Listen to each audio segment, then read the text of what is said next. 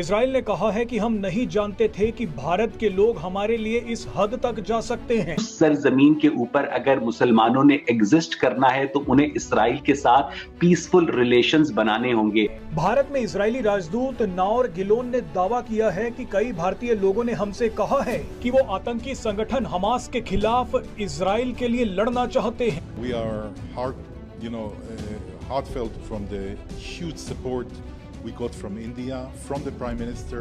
Social media is full of people who are showing their support, and we appreciate it. We appreciate it very strongly. I'll tell you why.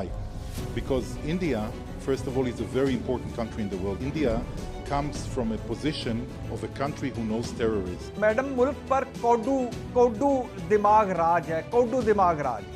कुछ नहीं मिलता तो तुम काफिर हो, तुम गद्दार हो, तुम यहूदी एजेंट हो, तुम इजरायली एजेंट हो। इंडिया क्या डिप्लोमेटिक रोल प्ले कर सकता है, या क्या आप समझते हैं कि इंडिया का भी इतना कद काट नहीं है कि वो उसको मुस्लिम वर्ल्ड या पर्टिकुलरली फलस्तीन, क्योंकि मोदी साहब की दोस्ती तो बहुत ज़्यादा नेतन्याहू से।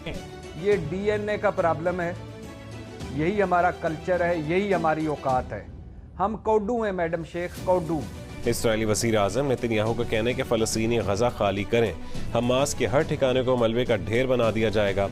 मोदी साहब the only prime minister who ever visited Israel 2017 में, उससे पहले आज तक किसी प्राइम मिनिस्टर ने दौरा नहीं किया। आपने देखा है कि किस तरह से हमास के दहशतगर्दों ने उस मासूम जर्मन लड़की को बरहना हालत में उस गाड़ी के अंदर घसीटा है, और ये बात करते हैं औरतों के हुकूक की। शर्म आनी चाहिए। हम मौका शनास हैं, हम झूठे हैं, हम मुनाफिक हैं, हम मुनाफकत भी मुनाफकत से करते हैं।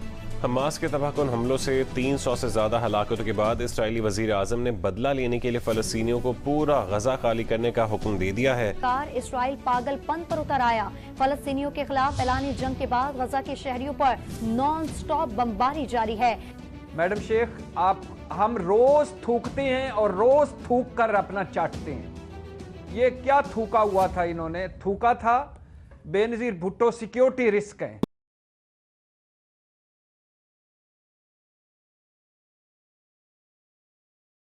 नमस्ते दोस्तों, जैसा आप सभी को पता है कि इजराइल और हमास के बीच में युद्ध जारी है, और इस युद्ध को पूरी दुनिया देख रही है कि किस तरीके से हमास के आतंकवादी हैं जो वहां के इजराइल के आम नागरिकों को किडनैप कर रहे हैं। और दोस्तों, इन्होंने एक लड़की को आधे कपड़ों में पूरी जगह पर घुमाया है, जो कि बहुत ही दर्दनाक है, बहुत ही खराब, जिसे जितना ही बुरा वर्ड बोल लो वो है ये। मतलब किसी लड़की को, निर्दोष लड़की को आधे कपड़े में घुमा रहे हैं ये लोग। और जिसको देखने के बाद दोस्तों पूरी दुनिया वालों ने इसके ऊपर इतनी टिप्पणियाँ की कि क्या बोला जाए। मतलब इतनी बहुत बुरी बात हो गई है कि किसी लड़की को, निर्दोष लड़की को ऐसे आधे नंगे करके घुमाया जाए। बहुत गलत बात हो गई है ये तो, और पूरे वर्ल्ड इसके बारे में टिप्पणियाँ कर रही है। और दोस्तों, इंडिया ने शवासन दिया इजराइल को कि ऐसे बुरे वक्त में इंडिया उनके साथ खड़ा रहेगा। और दोस्तों, इंडिया के सपोर्ट के बाद इजराइल ने इंडिया को थैंक यू बोला है सपोर्ट करने के लिए, जिसके बाद इंडिया वालों ने आर्मी और वेपन्स का भी इंतजाम किया इजराइल वालों के लिए, और उस मदद के लिए भी इजराइल वालों ने उनको थैंक्स बोला है। और दोस्तों, इंडिया में कई लोगों ने भी ये बोला है कि हमें इजराइल की तरफ से लड़ने का मौका दिया जाए, हम ऐसे बुरे वक्त में इजराइल की तरफ से लड़ना चाहते हैं। जैसे दोस्तों, यूक्रेन और रशिया के बीच में जब युद्ध हुआ था तो यूक्रेन के साथ काफ़ी सारे लोग खड़े हुए थे, उसी तरीके से इजराइल की तरफ से भी भारतीय खड़ा होना चाहते हैं। पर दोस्तों, इजराइल वालों ने मना कर दिया है कि नहीं, हमें इंडियंस की जान जोखिम में नहीं डाल सकते हैं, हम खुद ही ये जंग लड़ लेंगे। अगर कहीं ऐसी दिक्कत पड़ेगी कि हमें इंडियन आर्मी की जरूरत पड़ेगी और उनके वेपन्स की जरूरत पड़ेगी तो वो हमें जरूर बोलेंगे। तो दोस्तों, चलिए देखते हैं कि बाकी मीडिया क्या कहते हैं इसके बारे में। तो दोस्तों देखो, वीडियो ना बहुत मेहनत से बनती है, और दोस्तों यार, तुम्हें अगर वीडियो अच्छी लगी तो इसको लाइक कर देना, लाइक करके इसको सब्सक्राइब कर देना ऐसी न्यूज़ देखने के लिए। और दोस्तों, आप कहाँ से देख रहे हैं इसको कमेंट में जरूर बताइएगा हमें। इंडिया क्या डिप्लोमेटिक रोल प्ले कर सकता है, या क्या आप समझते हैं कि इंडिया का भी इतना कद काट नहीं है कि वो उसको मुस्लिम वर्ल्ड या पर्टिकुलरली फलस्तीन, क्योंकि मोदी साहब की दोस्ती तो बहुत ज़्यादा नेतन्याहू से, जिस तरह पुतिन साहब की बहुत ज़्यादा दोस्ती है मोदी साहब से या इंडिया से, आपको लगता है they can play a role और they will be just a bystander like other countries? मेरे ख्याल में बायस्टैंडर होंगे। मैं उसका बैकग्राउंड ये बताना चाहूंगा, मोदी साहब the only prime minister who ever visited Israel 2017 में, उससे पहले आज तक किसी प्राइम मिनिस्टर ने दौरा नहीं किया वहां। और सबसे पहले जो हमेशा they have been playing careful game, they have been walking on the eggs. वो सिर्फ एक वजह थी कि मुसलमानों की आबादी जो है भारत के अंदर, उनके जज्बात को मद्देनजर रखते हुए लेकिन अब मेरे ख्याल में मोदी साहब जो है, आपको पता है हर चीज जो करते हैं, you know he goes off of the crease to play things, you know, चाहे किसी लेवल पर भी। मैं नहीं समझता कि इस वक्त मोदी साहब करेंगे, लेकिन लेवरेज जरूर रखते हैं। जो आपकी बात ठीक है कि बाकी सारी कुव्वतें जो हैं they already have been tested, India hasn't been tested yet. लेकिन मैं ये मेरे ज़हन में ये डाउट है कि मोदी साहब ये करेंगे। ये डीएनए का प्रॉब्लम है, यही हमारा कल्चर है, यही हमारी औकात है। हम कौडू हैं मैडम शेख, कौडू। हम मौका शनास हैं, हम झूठे हैं, हम मुनाफिक हैं, हम मुनाफकत भी मुनाफकत से करते हैं। मैडम शेख हम रोज़ थूकते हैं और रोज़ थूक कर अपना चाटते हैं। ये क्या थूका हुआ था इन्होंने? थूका था बेनज़ीर भुट्टो सिक्योरिटी रिस्क हैं, थूक कर चाटा क्या कि उनके साथ मिसाके जमहूरियत कर लिया। ये क्या थूका था कि नवाज शरीफ जाती उमरा का मुजीबुर रहमान है, मोदी का यार है, नवाज शरीफ की शिकस्त मोदी की शिकस्त है। फिर थूक कर चाटा क्या कि वहाँ उनके साथ जाकर खड़े हो गए और फिर से मिसाके पीडीएम बना ली और मिसाक कर लिया। ये थूका क्या था? नवाज शरीफ दरिंदा है, धरती का नसूर है, इसे अगर अब माफ़ कर दिया तो हमें अल्लाह भी माफ़ नहीं करेगा। और फिर उसके साथ जाकर खड़े हो गए और फिर माफ़ भी कर दिया और थूक कर चाट लिया। मैडम मुल्क पर कौडू दिमाग राज है, कौडू दिमाग राज।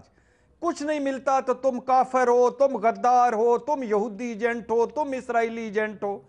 कल के इत्तेजाजी जलसे में मरियम नवाज इमरान खान को इसराइली एजेंट कह रही थी, जो वो इमरान खान को कि जो इसराइल को तस्लीम ना करने की सजा। लड़ाई अभी भी जारी है, जबकि दूसरी तरफ जो इजराइल ने हमला किया है हमास पर, उसकी भी फुटेजेस मौसूल हो रही हैं और उस हमले में भी बड़ी तादाद में लोग मर रहे हैं, जैसा कि इजराइल में बड़ी तादाद में लोग मरे। इजराइल की सड़कों पर जिस वक्त हमास के हमला आवर दाखिल हुए हैं तो सड़कों पर गाड़ियां जहां जहां खड़ी थी उनमें से लोगों को निकाल के मारा गया। अब आप ज़रा सोचिए कि कभी आपके किसी दूर के भी करीबी या रिश्तेदार के साथ ऐसा हो तो आप खौफ से काम जाएंगे कि ये क्या हुआ है। तो वहाँ पर शहरों के शहर में जितनी भी गाड़ियाँ वहाँ पर मौजूद थीं, इस वक्त भी देखा जा सकता है कि सड़कें खाली हैं और वो गाड़ियाँ खुली पड़ी हैं।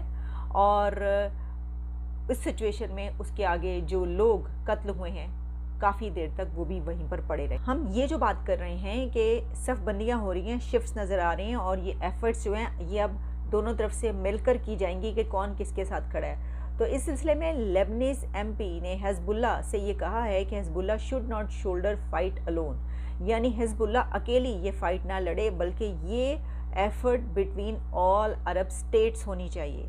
यानी लेबनान चाहता है कि तमाम अरब कंट्रीज मिलकर इजराइल के खिलाफ, बिकॉज वो उसको इंटरसेप्ट नहीं कर सके। उनका जो आयरन डोम जो डिफेंसिव मैकेनिज्म है वो उसको वो उनको रोक नहीं सका। 5000 से ज़्यादा उन्होंने रॉकेट, 7000 उन्होंने फायर कर दिए। दरअसल इसको जो पॉलिटिकल कॉन्टेक्स्ट में देखा जाए तो हम देखते हैं पाकिस्तान ने भी मिला जुला जवाब दिया है, कोई इतना ऑफेंसिव जवाब नहीं दिया। कतर और सऊदी अरब ने भी थोड़ा सख्त जवाब दिया है। सऊदी अरब क्योंकि डिस्कशन कर रहा था। आपको क्या लगता है कि वो जो अमन की बात चल पड़ी थी, वो जो बात इब्राहिम अकॉर्ड ट्रम्प साहब के दौर में चली थी, आपके फॉर्मर बॉस के ज़माने में चला था एक के उन्होंने इब्राहिम अकॉर्ड शुरू किया था, तो दुनिया किसी न किसी एक डायरेक्शन में जा रही थी। या क्या आप समझते हैं कि शायद अरब वर्ल्ड जो फ़लस्तीन के डिफरेंट फैक्शंस हैं उनको ऑन बोर्ड नहीं ले सकी?